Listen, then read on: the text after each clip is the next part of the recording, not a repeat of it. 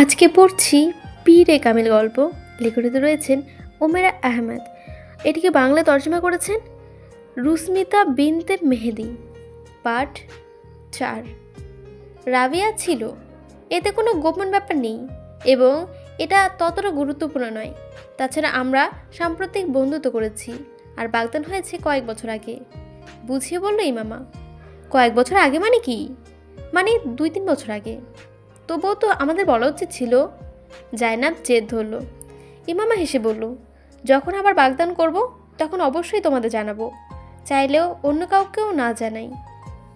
খুব মজার। জয়নাব বিরক্ত হয়ে তাকালো তার দিকে। কমপক্ষে ওর ছবিটা তো দেখাতা। কে উনি? নাম কি? কি করেন? সবসময়ের মতো রাবের প্রশ্নগুলো এক নিঃশ্বাসে বেরিয়ে এলো। ও আমার ফার্স্ট কাজিন, নাম আজাদ, ধীরে ধীরে বলল ইমামা, এবং এক মুহূর্ত চিন্তিত হয়ে থেমে গেল। ও MBA শেষ করেছে, এখন নিজস্ব ব্যবসা চালায়। ও দেখতে কেমন? জানতে চাইল জায়নাব। ইমামা মনোযোগ দিয়ে তার দিকে তাকালো। ভালোই। ভালোই মানে কি? আমি জানতে চাইছি ও কি লম্বা, কালো আর হ্যান্ডসাম? ইমামা শুধু হেসে তাকিয়ে রইল, কোনো জবাব দিল না। তার বদলে জাভিরিয়া উত্তর দিল, এটা ইমামার পছন্দ, দেখতে বেশ ভালোই। হ্যাঁ, সেটা তো বোঝা যাচ্ছে। সবসময় শেষে যে ইমামা কাজিন, এখন ইমামা তোমার পরের কাজ হলো আমাদের তার ছবিটা দেখানো, আদেশে সুরে বলল জায়নাব।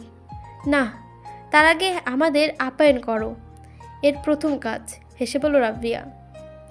আচ্ছা চল, এখন আমরা হোস্টেলে যেতে হবে, বলে উঠে দাঁড়ালো ইমামা আর সবাই একসঙ্গে বেরিয়ে গেল।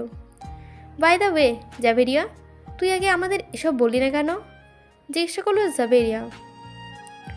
শোনো, ইমামা চায়নি বলেই আমি বলিনি, শান্তভাবে জবাব দিল জাভেরিয়া। ইমামা ঘুরে তাকালো ওর দিকে, এক সতর্ক দৃষ্টি দিল। ইমামা চায়নি কেন? আমি হলে তো চিকিৎসা করে সবাইকে জানাতাম, চিৎকার করে। বিশেষ করে আমি যাদের আমার পছন্দের কারোর সঙ্গে বাগদান হতে, জোর গলায় ঘোষণা করলো জায়নাব। ইমামা চুপ রইল, কোনো প্রতিক্রিয়া দিল না। আপনার ছেলে পৃথিবীর সেই 2.5% মানুষের মধ্যে একজন যাদের IQ 150-এর ওপরে। এই স্তরে বুদ্ধিমান নিয়ে সে যাই করুক না কেন তা অসাধারণ হতে পারে, কিন্তু অপ্রত্যাশিত নয়। সালার ইন্টারন্যাশনাল স্কুলে ভর্তি হওয়ার পর মাত্র 1 সপ্তাহের মধ্যে সিকান্দার উসমান এবং তার স্কুল প্রশাসন সিকান্দার উসমান ও তার স্ত্রীকে ডেকে পাঠিয়েছিলেন। স্কুলের মনোবিজ্ঞান তাদের জানালেন সালার বিভিন্ন IQ পরীক্ষা এমন অসাধারণ পারফরমেন্স দেখিয়েছে যে শিক্ষক ও মনোবিজ্ঞানী দুজনেই বিস্মিত হয়েছেন। পুরো স্কুল সালারের একমাত্র ছাত্র যার IQ এত বেশি, এবং অল্প দিনের মধ্যেই যে সবার মনোযোগের কেন্দ্রবিন্দু হয়ে ওঠে।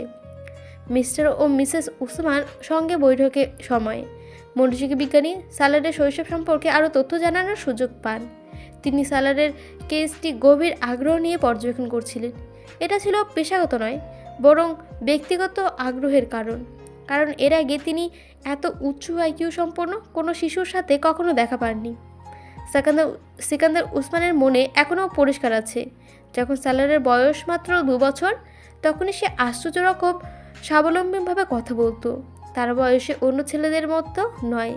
প্রায়ই সে এমন কিছু বলতো যার শুনে সিকান্দার ও তার স্ত্রী দুজনেই অবাক হয়ে যেতেন। প্রতিদিন সিকান্দার টেলিফোনে তার ভাইয়ের সঙ্গে কথা বলছিলেন, সেই সময় টিভিও দেখছিলেন, আর সালার পাশে খেলছিল।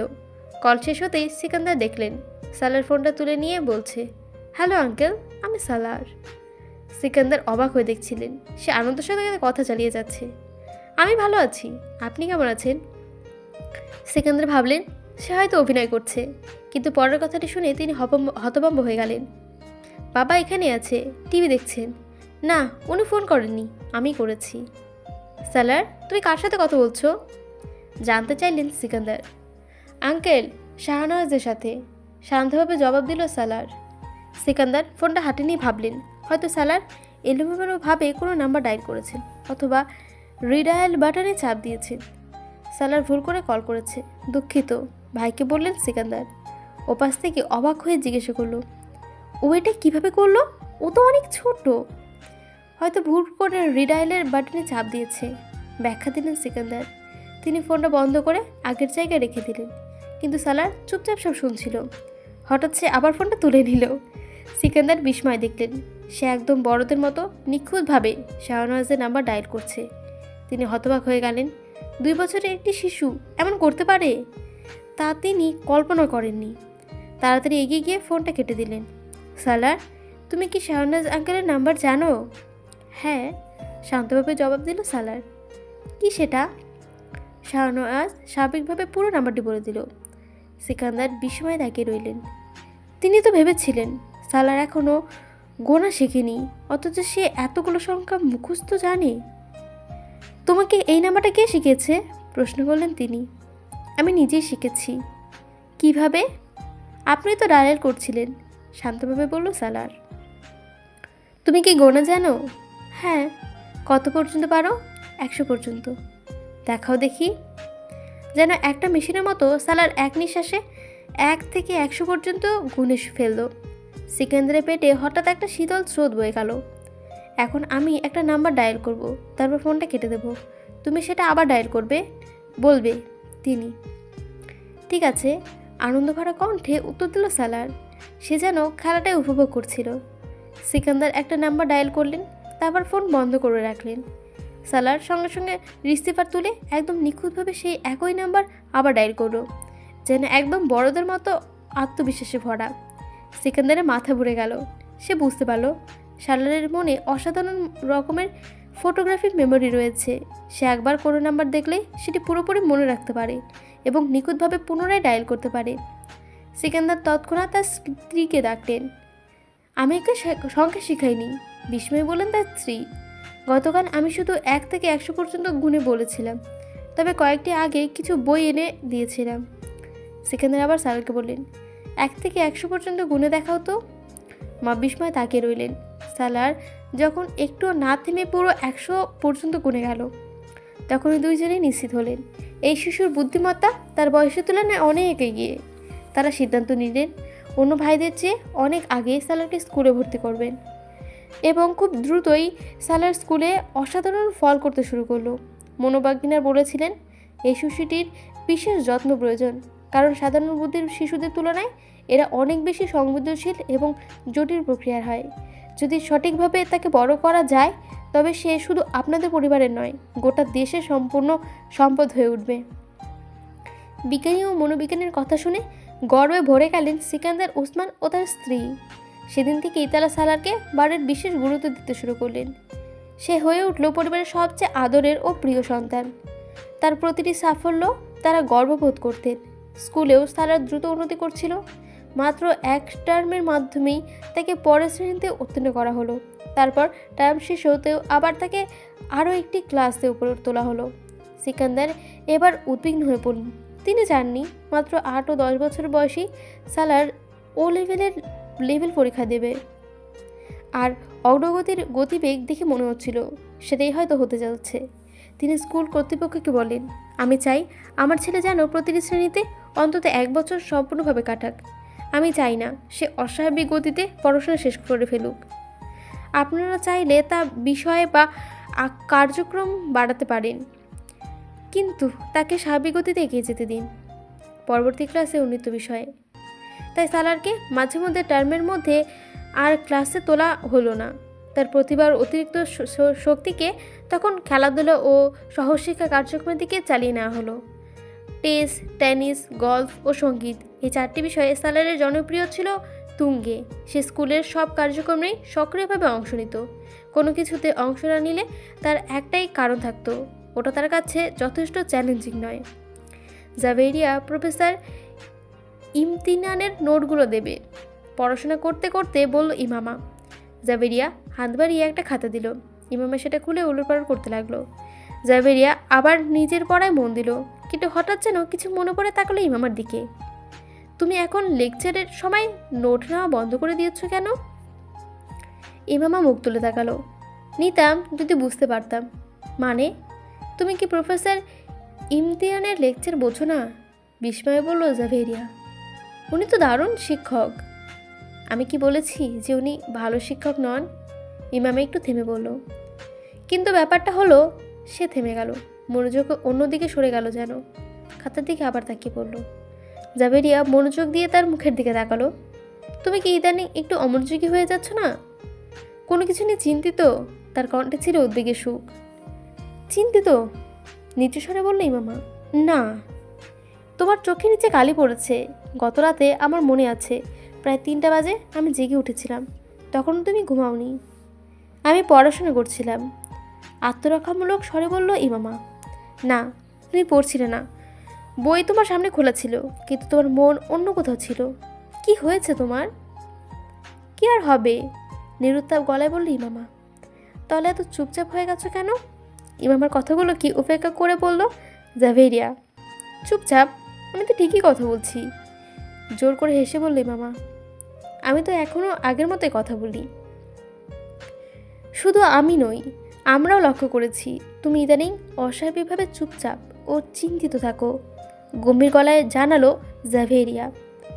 না, কিছু না, পড়াশোনার টেনশন, সেই কারণেই হয়তো। আমি এটা বিশ্বাস করছি না, মাথা নাড়ল জাভেরিয়া। আমরা তো সবাই পড়ছি, তাহলে তুমি একাই এত চিন্তিত হবে কেন? ইমামা গভীরভাবে নিঃশ্বাস ফেলল। এই প্রশ্নোত্তর পর্বে সে বিরক্ত হয়ে যাচ্ছিল। বাড়িতে সব ঠিক আছে তো? হ্যাঁ, একদম ঠিক আছে। আজমাদের সঙ্গে কোনো বিষয় নিয়ে ঝগড়া হয়েছে? আমি তার সাথে কেন ঝগড়া করব? একই স্বরে জবাব দিল ইমামা। তবু কিছু মনোবিরোধ হতে পারে। আর ইমামা তাকে কথা শেষ করতে না দিয়ে থামিয়ে দিল। আমি যখন বলেছি কোনো সমস্যা নেই, তখন তুমি বিশ্বাস করতে পারছো না কেন? এত বছর ধরে আমি কি তোমার কাছ থেকে কিছু লুকিয়েছি? আমার সম্পর্ক এমন কিছু আছে যা তুমি জানো না, তাহলে আমাকে এমন জিজ্ঞাসাবাদ করছো কেন, যেন আমি কোনো অপরাধ করেছি? ইমামার কণ্ঠে রাগ জমে উঠেছিল। জাভেরিয়া হতচকিত হয়ে গেল। অবিশ্বাস্য, বিশ্বাস করি। আমি ভেবেছিলাম তুমি হয়তো কিছু বলতে চাওনি, কারণ আমি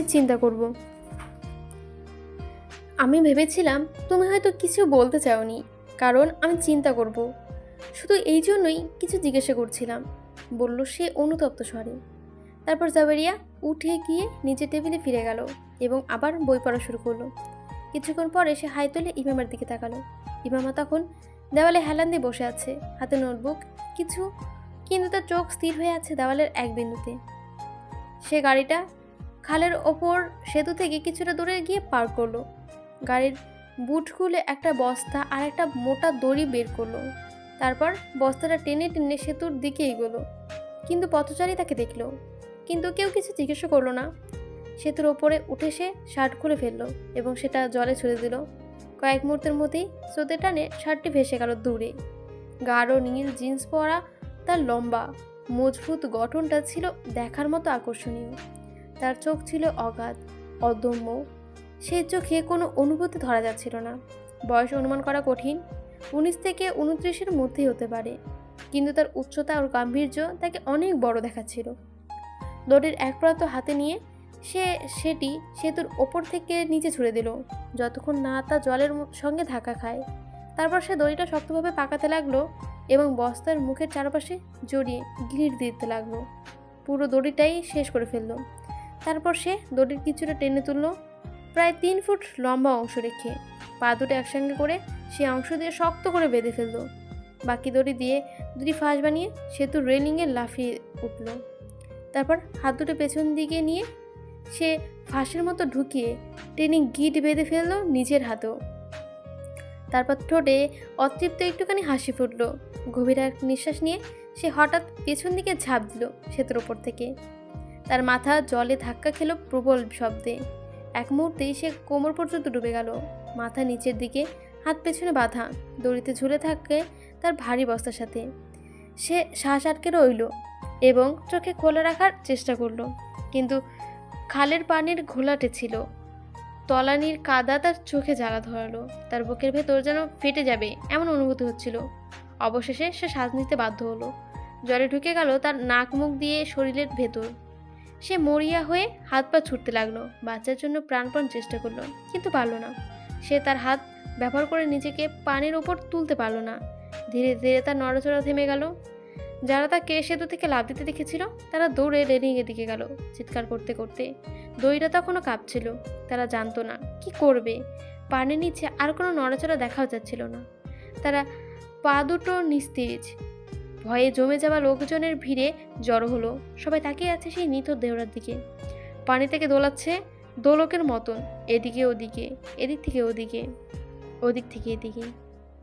ইমামা, তাড়াতাড়ি রেডি হও। রবিয়া আলমারি থেকে তার জামা কাপড় বের করে বিছানায় ছুঁড়ে দিল। রেডি হব কেন? অবাক স্বরে জিজ্ঞাসা করলো ইমামা। আমরা শপিংয়ে যাচ্ছি, তুমিও যাবে। দ্রুতগতিতে নিজের জামা স্ত্রী করতে করতে বলল রবিয়া। না ধন্যবাদ, আমি কোথাও যেতে চাই না। বালিশে হেলান দিয়ে শুয়ে পড়ল ইমামা, হাতের কোনো দিয়ে চোখ ঢেকে। কোথাও যেতে চাই না মানে? কে তোমার মতামত চেয়েছে? আমি বলেছি। একই রকম স্বরে উত্তর দিল রাবেয়া। আর আমি বলছি আমি যাচ্ছি না। নড়াচড়া না করে উত্তর দিল ইমামা। জায়নাবও যাচ্ছে, পুরো গ্রুপে যাচ্ছে। আর শপিং শেষ করে আমরা সিনেমা দেখতেও যাব। ইমামা মুখ তুলল। জায়নাবও যাবে? হ্যাঁ, আমরা ওকে রাস্তা থেকে তুলে নেব। ইমামা একটু চুপ করে গেল, ভাবতে লাগলো। তুমি দিন দিন কেমন নিস্তেজ হয়ে যাচ্ছি মামা, বিরক্তি স্বরে বলল রবিয়া। আমাদের সঙ্গে বের হওয়া বন্ধ করে দিয়েছ। আসলে তোমার কি হয়েছে? কিছু না, আজ খুব ক্লান্ত লাগছে, ঘুমাতে চাই। জাভেরিয়ার দিকে তাকিয়ে শান্ত গলায় বলল ইমামা। কিছুক্ষণ পর জাভেরিয়াও এলো। সীমামাকে বোঝানোর চেষ্টা করলো, কিন্তু একটাই উত্তর, আমি খুব ক্লান্ত, আমি ঘুমাতে চাই। অবশেষে ইমামাকে রাজি করাতে না পেরে মেয়েরা গজগজ করতে করতে বেরিয়ে গেল। পথে জয়নাবকে নিয়ে গিয়ে জাভেরিয়ান হঠাৎ মনে পড়ল সে তার ওয়ালেটটা হোস্টেলে ফেলে এসেছে। আমাদের ফিরে যেতে হবে, ওয়ালেটটা আনতে হবে, বলল জাভেরিয়া। তারা যখন হোস্টেলে ফিরে এলো তখন হতভম্ব হয়ে দেখলো ঘরটা ভেতর থেকে তালাবদ্ধ। ইমামা কোথায়? বিস্মিত স্বরে বলল রাবেয়া। জানি না, কোথায় যাবে ঘরটা বন্ধ করে? সে তো বলেছিল ঘুমাবে, বলল জাভেরিয়া। সে কি অন্য কারো রুমে আছে, ভাবলো রাবিয়া। পরের কয়েক মিনিট তারা বন্ধুদের রুমে খুঁজে বেরোলো ইমামাকে, কিন্তু কোথাও কোনো খোঁজ মিল না। সে কি বাইরে গেছে? হঠাৎই মনে পড়ল রবিয়ান। ওয়ার্ডেনের কাছে চলল। জেনে আসি, বলল জাভেরিয়া। আর তারা দুজনে গেল ওয়ার্ডেনের কাছে। হ্যাঁ, ইমামা কিছুক্ষণ আগে বেরিয়ে গেছে, নিশ্চিত করলো ওয়ার্ডেন। রাবিয়া আর জাভেরিয়া একে অপরের দিকে তাকালো চুপচাপ। সে বলেছিল সন্ধ্যার মধ্যে ফিরে আসবে, জানালো ওয়ার্ডেন। ওয়ার্ডেনের রুম থেকে বের হলো তারা। সে কোথায় গেল? কোথায় বা যেতে পারে? আমাদের সঙ্গে যেতে অস্বীকার করলো, বলল ক্লান্ত, ঘুমাবে, শরীর খারাপ। আর এখন এমনভাবে বেরিয়ে গেল। বিরক্ত হয়ে বলল রাবিয়া। রাত বেশি দেরি হয়ে গিয়েছিল যখন তারা ফিরে এলো। ইমামা তখন রুমে ছিল, মুখে হাসি নিয়ে তাদের স্বাগত জানালো। দেখছি অনেক শপিং করেছো, বলল সে তাদের ব্যাগ আর প্যাকেটগুলোর দিকে তাকিয়ে। তারা কোথাও কোনো উত্তর দিল না, শুধু শপিং ব্যাগগুলো নামিয়ে রেখে তাকিয়ে রইল ইমামার দিকে। তুমি কোথায় গিয়েছিলে? জিজ্ঞাসা করলো জাভেরিয়া। প্রশ্নটা শুনে চমকে উঠল ইমামা। আমি ওয়ালেট আনতে ফিরেছিলাম, কিন্তু তখন তোমরা এখানে ছিলে না, রুমটা তালাবদ্ধ ছিল। আমি তো তোমাদের পেছনে গিয়েছিলাম। মানে কি? তোমরা বেরিয়ে যাওয়ার পর আমার মন পাল্টে গেল, ভাবলাম যাই না, তাই জয়নাবের বাসায় গিয়েছিলাম। কারণ তোমরা ওকে তুলে নেবে বলেছিলে, কিন্তু ওদের দারোয়ান বলল জয়নাব তো তোমাদের সঙ্গে বেরিয়েছে, তাই ফিরে এসেছি। ফেরার পথে কয়েকটা বই কিনে নিয়ে এসেছিলাম, শান্তভাবে ব্যাখ্যা করলো ইমামা। দেখলে তো, আমরা বলেছিলাম যেতে, তুমি শুনলে না। তারপর আবার বোকামের মতো আমাদের পেছন পেছন ঘুরছো। আমরা তো তোমার সঙ্গে সন্দেহ করে ফেলেছিলাম, বলল রাবেয়া ব্যাগ থেকে কেনা জিনিস বের করতে করতে। তার গলায় এখন স্বস্তি সুর। ইমামা কোনো উত্তর দিল না, শুধু হালকা হেসে তাদের শপিং ব্যাগের জিনিসপত্রগুলো দেখল। তোমার নাম কি? জানি না। তোমার বাবা মা কি নাম রেখেছিল? আমার বাবা মাকে জিজ্ঞাসা করো। চুপচাপ। মানুষ আমাকে কি বলে ডাকে? ছেলে না মেয়ে? ছেলে। তারা অনেকগুলো নামে ডাকে। বেশিরভাগ সময় কি নামে ডাকে? ডেয়ার ডেভিল, নীরবতা। আর মেয়েরা? ওরাও অনেক নামে ডাকে। সবচেয়ে বেশি কোন নামে ডাকে? তা আমি বলতে পারবো না, এটা খুবই ব্যক্তিগত ব্যাপার। নীরবতা। তারপর গভীর এক নিঃশ্বাস, আবার নীরবতা। আমি কি একটা পরামর্শ দিতে পারি? কি? তুমি বরং আমার সম্পর্কে এমন কিছু জানার চেষ্টা করো যা না তুমি জানো না আমি জানি। তোমার ডান পাশের টেবিলের ওপর যে সাদা ফাইলটা আছে, সেখানে আমার সব তথ্য লেখা আছে। সময় নষ্ট করছো কেন? টেবিল ল্যাম্পের আলোয় মনোবিশেষজ্ঞ তরুণ ছেলেটিকে লক্ষ্য করছিল। সে সোফায় শুয়ে ডান বাম করে পা নাড়াচ্ছিল, মুখে শান্তিভাব, চোখে মুখে এমন এক নিরসাক্ত প্রকাশ যেন পুরো ন্যাশনালটাই অর্থহীন। ঘরটা ছিল অন্ধকার ও শীতল, আর ছেলেটি যখন কথা বলছিল তখন সে চারদিকে তাকাচ্ছিল। ছেলেটি মনোবিশেষজ্ঞের কাছে এক রহস্য পরিণত হয়েছিল। তার ছিল ফটোগ্রাফিক মেমোরি, আইকিউ 150, অসাধারণ একাডেমিক রেকর্ড, এবং সে টানা তৃতীয়বারের মতো প্রেসিডেন্সির গোল্ড মেডেল জিতেছিল গল্ফে। অথচ এটাই ছিল তার তৃতীয় আত্মহত্যার চেষ্টা। তার হতাশাগ্রস্ত বাবা মা শেষমেশ তাকে মনোবিজ্ঞান বিশেষজ্ঞের কাছে নিয়ে আসতে বাধ্য হয়েছে। ছেলেটি দেশের অন্যতম মহামণ্ডিত ধনী পরিবারের সন্তান। 5 ভাই বোনের মধ্যে সে চতুর্থ, আর 4 ভাইয়ের মধ্যে 2 জন, তার এক বড় বোন তার চেয়ে যেটা বড়। তার মেধা ও সক্ষমতার জন্য বাবা মা তাকে ভীষণ ভালোবাসত, কিন্তু গত 3 বছরে সে 3 বার নিজের জীবন নিতে চেয়েছে। প্রথমবার সে মোটর বাইক চালাচ্ছিল উল্টো দিকের একমুখী রাস্তায়। হঠাৎই সে হ্যান্ডেল থেকে হাত ছেড়ে দিয়েছে। ঠিক তখনই তার পেছনে থাকা এক পুলিশ অফিসার তাকে দেখেছিল। ভাগ্যক্রমে সে যখন এক গাড়ির সঙ্গে ধাক্কা খায়, তার শরীর আরেকটা গাড়ির ওপর গিয়ে ছিটকে অন্য পাশে পড়েছিল। ফলে তার কয়েকটা পাঁজরের হাড় ভেঙে যায় আর হাত পা ভেঙে যায়। যদিও পুলিশ চোখের সামনে সব দেখেছিল, তারপর বাবা মা বিশ্বাসই করছিল না এটা নিছক একটা দুর্ঘটনা। ছেলেটি বলেছিল সে ভুল করে ওয়ার্ড ওয়েতে রাস্তায় ঢুকে পড়েছিল। পরের বার 1 বছর পর সে নিজেকে দড়ি দিয়ে বেঁধে ক্যানেলে ঝাঁপ দিয়েছিল। সেতুর ওপর থাকা মানুষজন তাকে দেখে দ্রুত দড়ি ধরে টেনে তুলে ফেলে, আর এভাবেই বেঁচে যায়। এইবারও ঘটনাটা অনেক লোকের চোখে পড়ে, তবুও তার বাবা মা বিশ্বাস করতে পারেনি যে সে আত্মহত্যা করতে চেয়েছিল। সালার দাবি করেছে কিছু কিছু ছেলে তার গাড়ি থামিয়ে তাকে বাধা দেয়, ক্যানেল থেকে ফেলে দিয়েছিল, আর তারপর তারা তাকে ধরে ক্যানেলের পানিতে ছুঁড়ে ফেলে দেয়। যেভাবে তাকে বাধা হয়েছিল তাতে সত্যি মনে হচ্ছিল অন্য কেউ এটা করেছে। পরবর্তী কয়েক সপ্তাহ পুলিশ এই ছেলেগুলোর খোঁজ তালাশি চালায়, যাদের চেহারা সালারের দেওয়া বর্ণনার সঙ্গে মিলে যায়। উসমান সিকান্দার তখন সালারের জন্য একজন প্রহরী নিয়োগ করেন, সে দিনরাত তার সঙ্গে থাকবে। কিন্তু তৃতীয়বার আর সে বাবা মাকে ধোঁকা দিতে পারেনি। সে এক গাদা ঘুমের বড়ি গুঁড়ো করে দুধের সাথে মিশিয়ে খেয়ে ফেলে। প্রভাব এতটাই ভয়ঙ্কর ছিল যে পেট ধোয়ার পরেও তার সুস্থ হয়ে উঠতে অনেক সময় লাগে। এইবার তার সন্দেহের কোনো অবকাশ ছিল না। রান্নাঘরে বাবুর্চি নিজের চোখে দেখেছিল সালারকে বড়িগুলো গুঁড়ো করে দুধে মেশাতে ও তা পান করতে। তায়বাকে আর সিকান্দার হতবাক হয়ে যান। তারা আগের 2 ঘটনার কথা ভেবে অনুশোচনা করলেন যে তারা তখন ছেলেকে বিশ্বাস করেছিল, তার কথা শুনে বিশ্বাস করেছিল ছেলেকে। পুরো বাড়িতে নেমে যায় বিষণ্ণতা। খবর পৌঁছে যায় স্কুলে, পড়শিদের কাছে, এমনকি আত্মীয়দের মাধ্যমেও। এখন আর সালার অস্বীকার করতে পারেনি যে সে আত্মহত্যা করতে চেয়েছিল, কিন্তু সে কেন করেছে এটা সে কাউকে বলতে চায়নি, বা ভাই বোনদের নাহি তার বাবা মাকে। সিকান্দার ভেবেছিল এই লেভেল শেষ করে সালারকে বিদেশে পাঠাবে, যেমন তিনি তার অন্য 2 ছেলেকে পাঠিয়েছিলেন। তিনি জানতেন ভর্তি কোনো সমস্যা হবে না, বরং স্কলারশিপও পেতে পারে সালার। কিন্তু এখন সব পরিকল্পনা ভেঙে গেল। বন্ধুর পরামর্শে তিনি শেষমেশ সালারকে মনোবিশেষজ্ঞের কাছে পাঠান। মনোবিশেষজ্ঞ শান্তভাবে বলেন, ঠিক আছে সালার, চলো আমরা সোজাসুজি কথায় আসি। তুমি মরতে চাও কেন? সালার কাজ জাগালো, কে বলেছে আমি মরতে চাই? তুমি 3 বার আত্মহত্যা করার চেষ্টা করেছো। চেষ্টা করা আর মরে যাওয়ার মধ্যে বিশাল পার্থক্য আছে। এটা নিছক কাকতালীয় যে তুমি 3 বারই বেঁচে গেছো, নাহলে ভাগ্যের ওপর তুমি কিছুই ছেড়ে যাওনি। দেখুন, সালার শান্ত গলায় বলল, আপনি যেটাকে আত্মহত্যা বলার চেষ্টা করছেন আমি সেটা ওভাবে ভাবিনি। আমি শুধু জানতে চেয়েছিলাম মৃত্যু যন্ত্রণা কেমন লাগে, কেমন অনুভূত হয়। মনোবিশেষজ্ঞ তার মুখের দিকে তাকিয়ে রইলেন। সালার নিঃশব্দে যেন খুব সাধারণ একটা বাক্য বলেছে, আর তুমি মরার যন্ত্রণা জানতে চাও কেন?